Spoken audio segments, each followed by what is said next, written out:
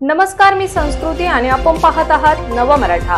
राज्यात इयत्ता पहिलीपासून हिंदी शिकण्याच्या अनिवार्यतेवर शिक्कामोर्तब करण्यात आले आहे।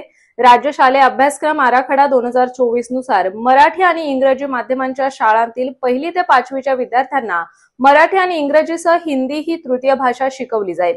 तर अन्य माध्यमांच्या शाळांमध्ये 1ली ते 5वी साठी माध्यम भाषा मराठी आणि इंग्रजी अशा 3 भाषा असणार आहेत।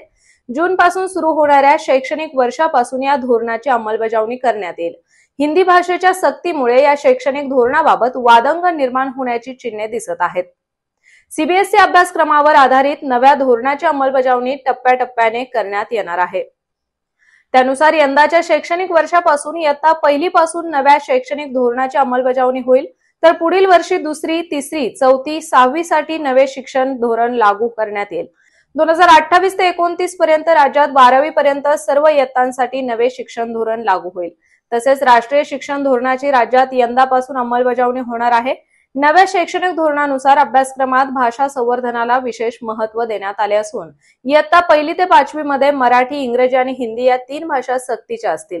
तसेच नव्या शैक्षणिक धोरणानुसार यापुढे प्राथमिक, माध्यमिक आणि उच्च माध्यमिक स्तराऐवजी पायाभूत स्तर, पूर्वतयारी स्तर, पूर्व माध्यमिक स्तर आणि माध्यमिक हे शब्द वापरले जातील।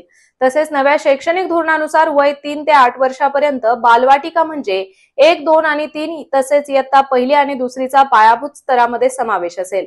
त्यानंतर वय 8 ते 11 म्हणजे इयत्ता 3री आणि 4थी आणि 5वी यांचा पूर्वतयारी स्तरामध्ये समावेश असेल।